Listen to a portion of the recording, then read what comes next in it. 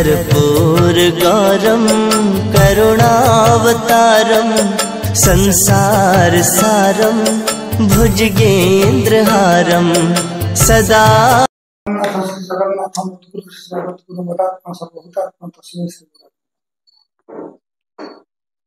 गुरु शिष्य पाठशाला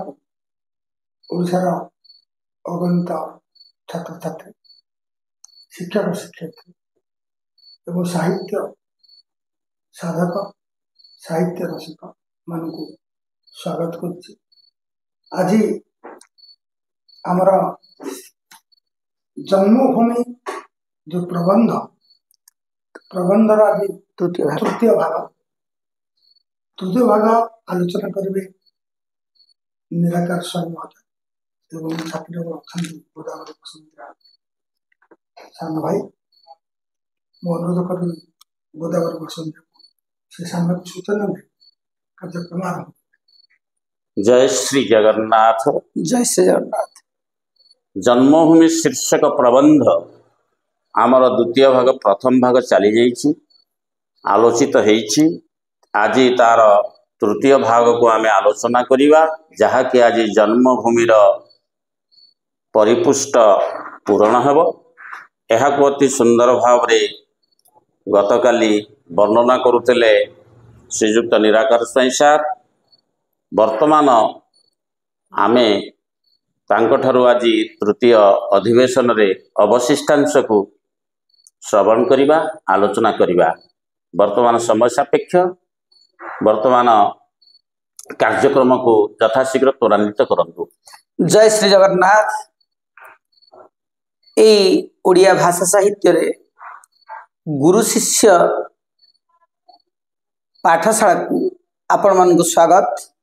आज तृतीय भाग रे आमे आलोचना करिबा जो विषय ता पूर्वरु सम्यक पूर्व सूचना दे दोछि जे श्रीकृष्णंकर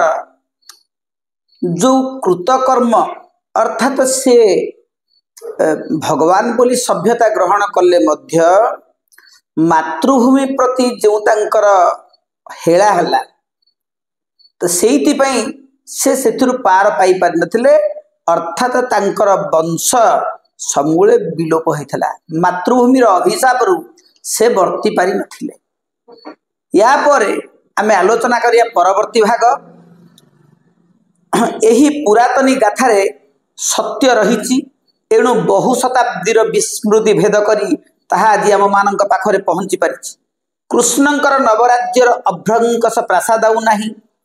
किंतु तांक मातृभूमिर गोप वृंदावन जमुना गोपी गोपाल इत्यादि सब पूर्व परि रही अछंती। पूर्व परि आज मध्य जमुना बही चलीछि। वृंदावनर पुष्पित कदम्बरे आज मध्य मयूरर उद्धत नृत्य देखा जाए और आज मध्य दूरवंशी स्वनरे अनुढ़ा गोपकन्यार मन अहेतुक अनाहुत व्यथारे भाराक्रांत होई उठे। एठी आमे लक्ष्य करिवार कथा जे मिछ कौनसी मिछ कथा टिए केबे हेले दीर्घ वर्ष अवधि को जय करि परिबो नाही। Truth prevails alone. सत्य ही एकाकी तिष्ठि रहिबो। ए जो पुरातनी गाथारे सत्यता थिबारु ये बहु विस्मृति को भेद करी कालखंड को जय करी आज आम पाखकू आसी पारिछि। तेणु सत्यता अछि बोली सत्य कथाटे ही रहिछि। जहा सत्य ताहा थिला अछि आउ रहिबो।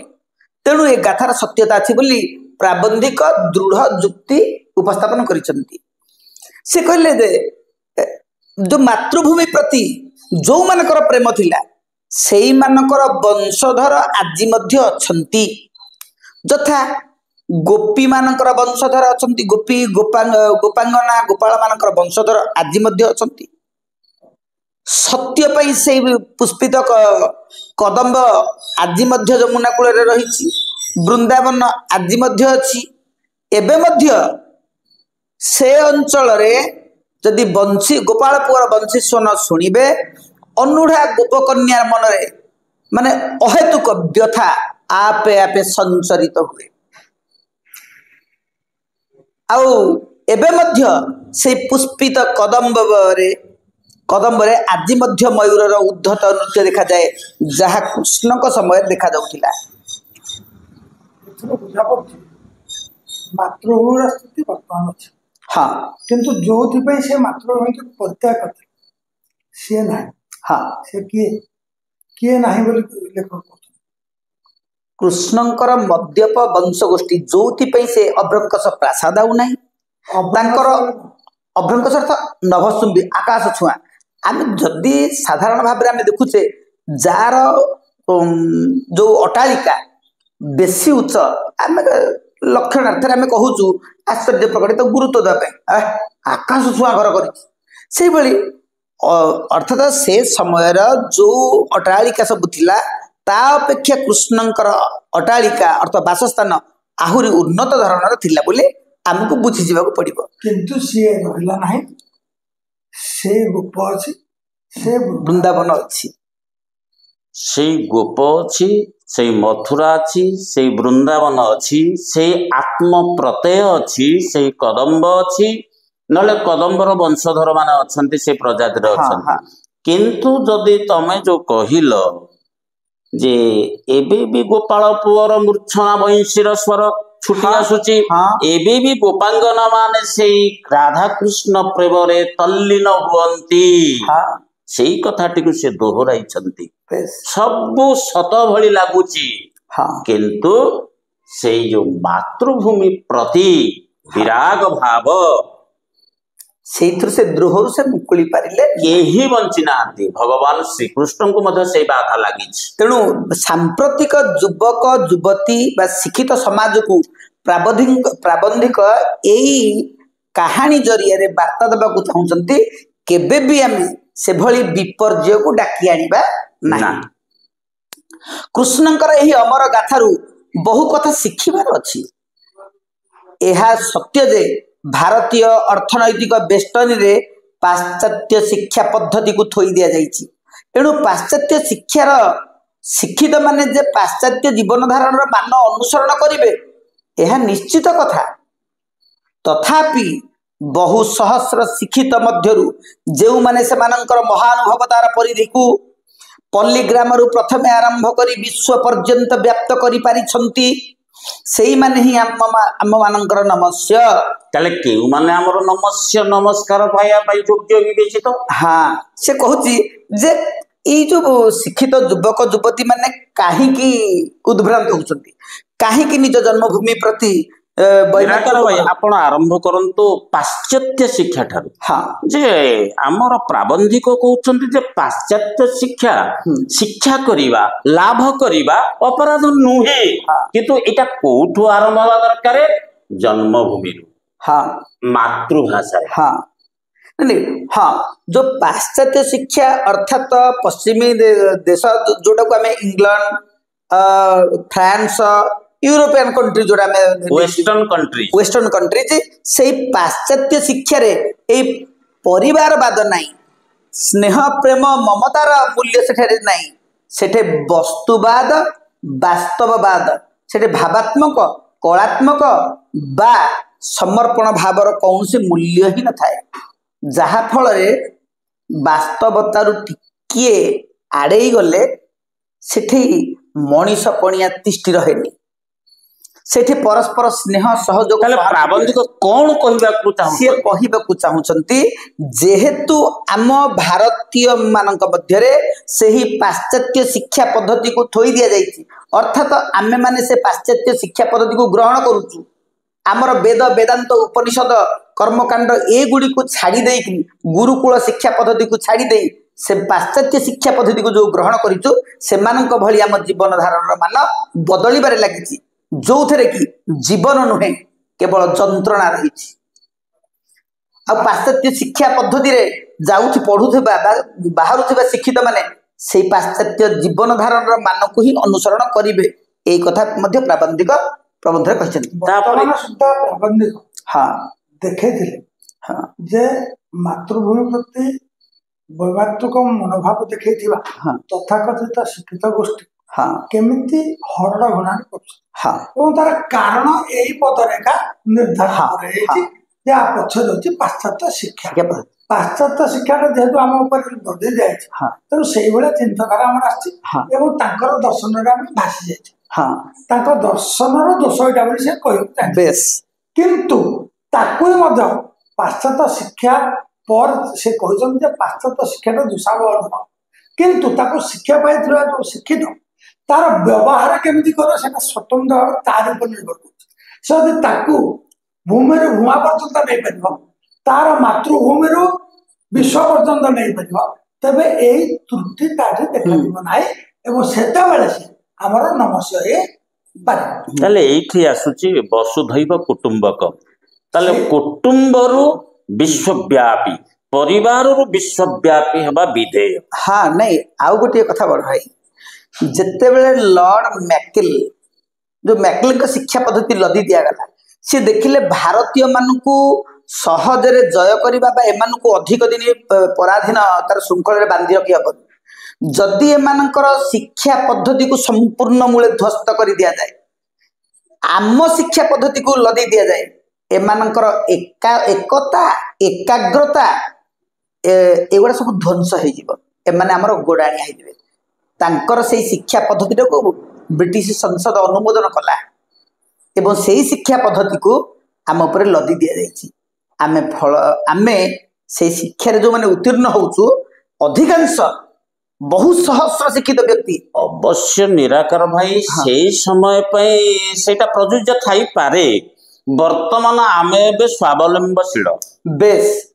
ଆମ ସରକାର ଚାହିଁଲେ ବା ଆମେ ଚାହିଁଲେ ଯୋଉ କହୁଛା ଆମେ ଚଳାଉଛୁ ଦେଶ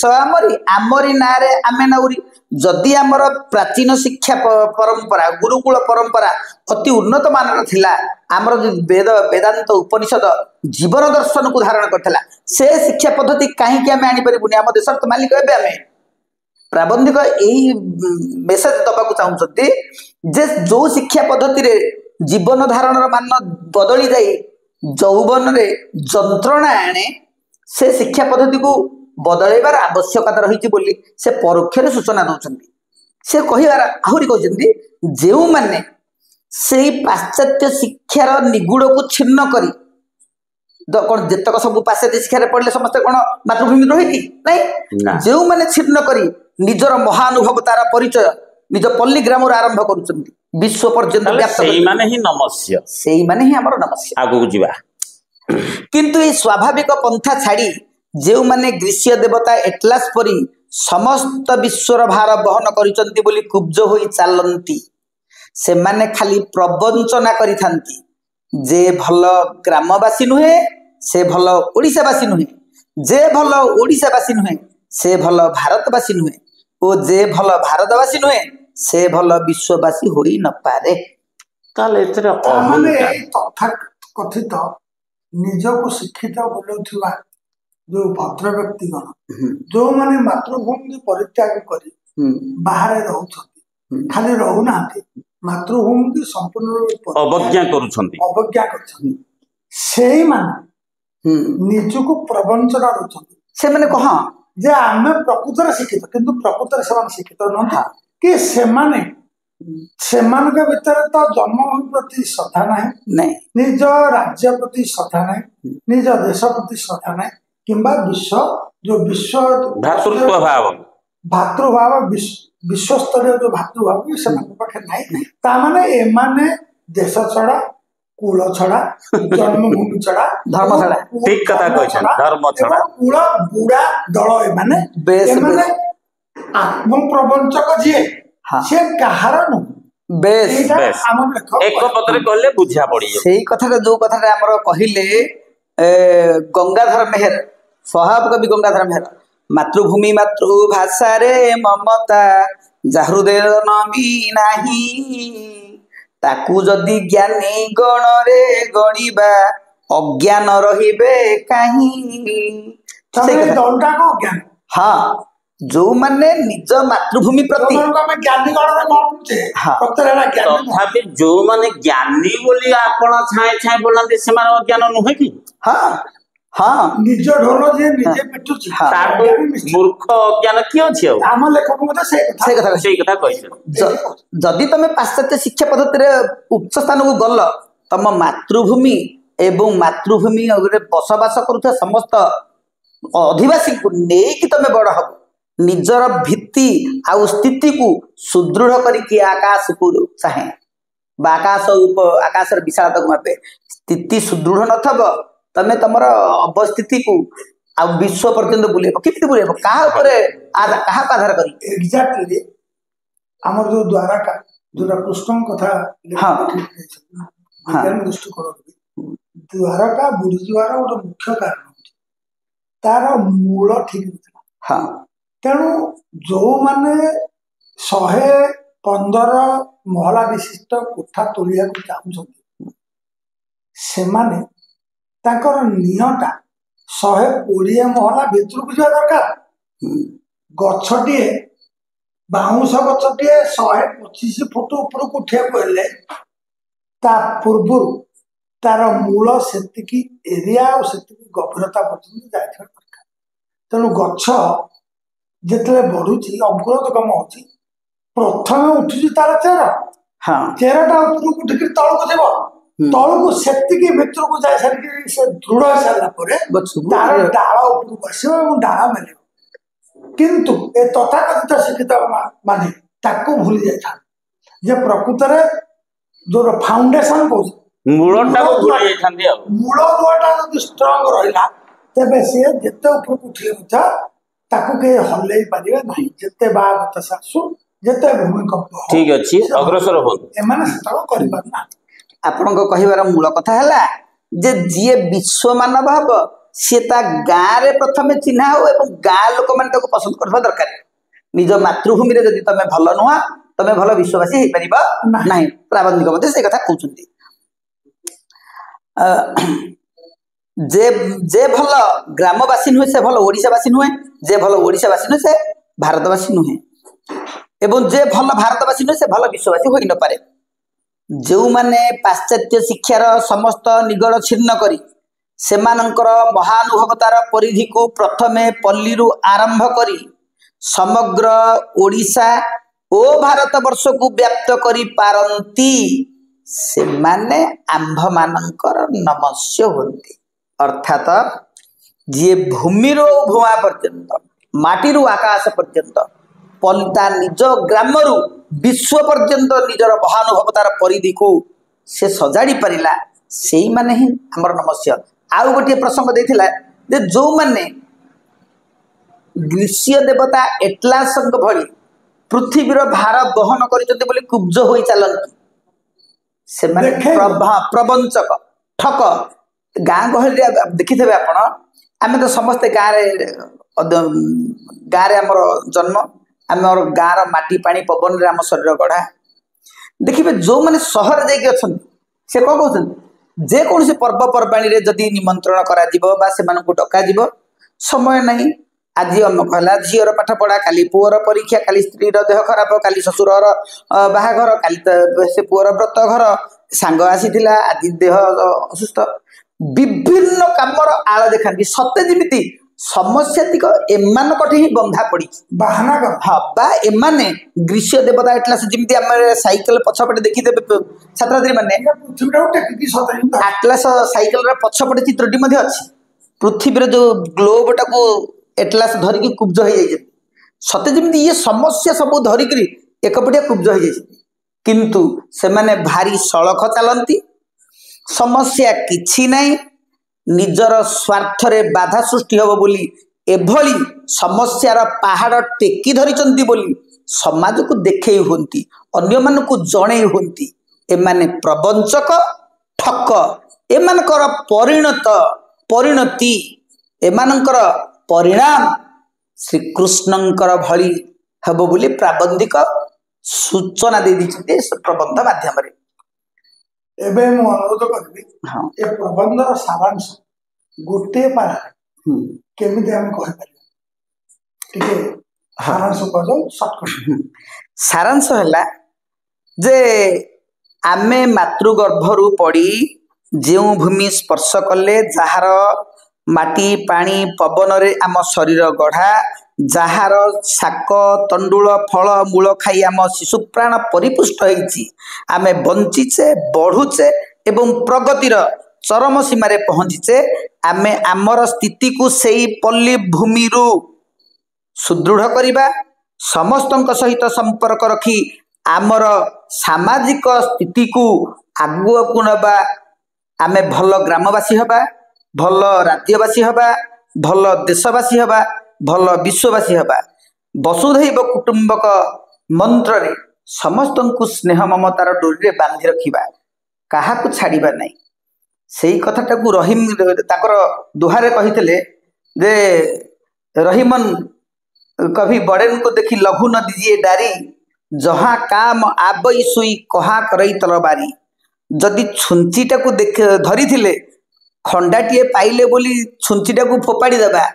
आवश्यक स्थल रे कंटाटीए कुदिले खंडार किछि काम आसीबो नाही बा जदि वस्त्र चिरी गला सिले करिया पई खंडारे हबो नाही से छुंचीटी दरकार पड़िबो तेणु छुंचीटी पाइथिले खंडा देखिले से तो खंडाटा को रखिबा छुंची की मध्य रखिबा अर्थात सबु स्तर रे आमर महानुभवता को आमे प्रमाण करिबा कहा को हेला करिबा नहीं एवं निज मातृभूमि मातृभाषा को हेला करिबा नहीं। एबे आमे जिबा परीक्षा रे 50 मार्क सब टाइप क्वेश्चन आछी 50 मार्क लॉन्ग टाइप क्वेश्चन हाँ तो सब टाइप क्वेश्चन विविडली पढ़िया पड़ियो नर सब टाइप क्वेश्चन दा उत्तर दे हाँ आमे वर्तमान कौन कौन प्रश्न आसी पारे से स्पॉट गुडा को जस्ट टच करा को चेष्टा करू गुदारे भाई हाँ हमर पिला मानु किछि प्रोजेक्ट वर्क दिया जाए सर मान दउछंती पिला मानु को जे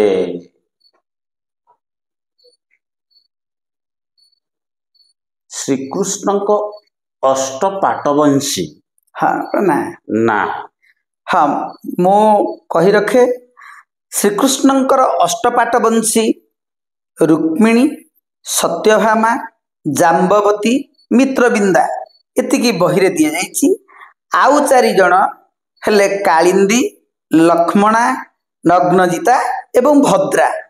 एई 8 जण हेले श्रीकृष्णंकर अष्टपाटवंशी पाटवंशी बेले कोन हाँ पाटवंशी अर्थ समस्त राणीक मानक मध्यरे पाट राणी अर्थ श्रेष्ठ श्रेष्ठ दिए पाट महिषी ताले 8 जण श्रेष्ठ रे जाउछन हाँ अच्छा हमर ग्रीष्य देवता की ग्रीष्य देवता हो ग्रीस देशर देवता आमे जेमति हमर भारत रे आमे भगवान राम कृष्ण बुद्ध ए भली भाबरे आमे पूजा करू सेमति ग्रीस देशर देवता होचंती एटलास जदि ग्रीस रो देवता एटलास ताले ए भली संबंधर की भारतीय देवता किए हेबे से जेमति जेपरि भाबरे पृथ्वीर भार मुंडेइचंती आम भारतीय सभ्यता पुराण एवं दर्शन अनुसार वासुकी तांको शिररे समग्र पृथ्वीर भार बहन करिसंती ताको हमर एटा भीमकर सिंहनाद रे अछि हाँ वासुकी हाँ तांको अनंत नाग होनी कहा जाउछ अनंत नागर कंपिला को फेरु हाँ फेर उभय जो आमर दर्शन रे उभय संस्कृति भितर सेठी जण पृथ्वी को टेकी के रखि एठे भी जाउ हाँ तांको भीतर किछ फरक अछि हाँ फरक एया जे जणे तार शिररे मुंडे थिला बेले जणे कांध ଉପରେ भार कांधर मुळे कांधर ताको टेकी धरथिबा लोकटी हाँ। पूजा आयत हाँ शिररे धारण करथिबा लोकटी किंतु सळखी हेकि रह सह अछि एवं सबटु बड़ कथा अछि पृथ्वी माँ जणे शिररे धारण माने जोटा कहते आमर संस्कृति मुंडे ताମାନେ केते सम्मान दे जोटा कि सेठी भार बोली भाबिकी ताको धरा जाय तेणु तांको संस्कृति एवं आम संस्कृति भितर यथेष्ट डिफरेन्स अछि आम संस्कृति गोटे आत्मीयता अछि एवं सम्मान बोधता अछि एबे सर्वदा एटा ग्रहण अछि मनुष्य जेते उच्चको उठिया कथा उठ किंतु तार मूल को भूल न जा हाँ मातृभूमि को न भूल मातृभाषा को मत न भूल जदि से मातृभाषा को भूल मातृभूमि को भूल तो तार स्थिति विपन्न हवा सुनिश्चित हाँ जय जगन्नाथ आज कार्यक्रम ପୁଣି ଭେଟ ହବା ପରବର୍ତ୍ତୀ କାର୍ଯ୍ୟକ୍ରମ। ଜୟ ଶ୍ରୀ ଜଗନ୍ନାଥ।